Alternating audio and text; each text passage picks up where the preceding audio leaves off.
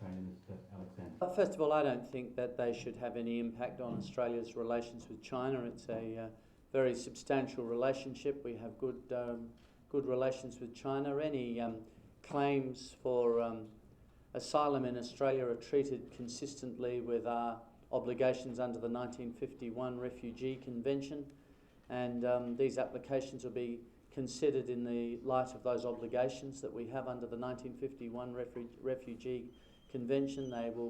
A determination will be made by an officer or officers of the Department of Immigration. The government itself doesn't make those determinations. Australia, I recently travelled yourself and the ICT industry board. Do you think Australia and India can play a big role?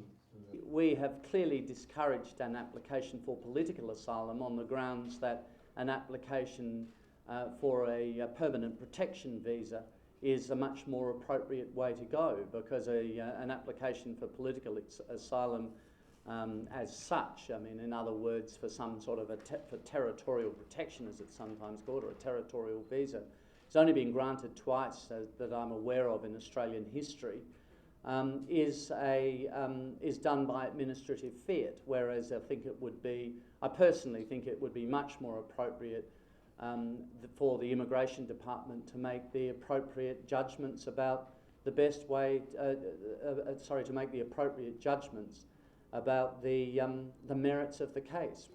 That in the next Australia-India cricket match. Thank you. We went to the Pace Clinic. The world is a very, very different place from the world of the San Francisco Conference in 1945. This is a world where there are countries like India with 1 billion people, with significant economies, with high rates of growth, which have a big statement to make to the world.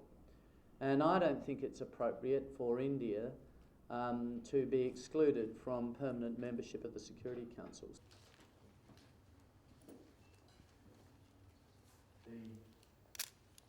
Very keen to see the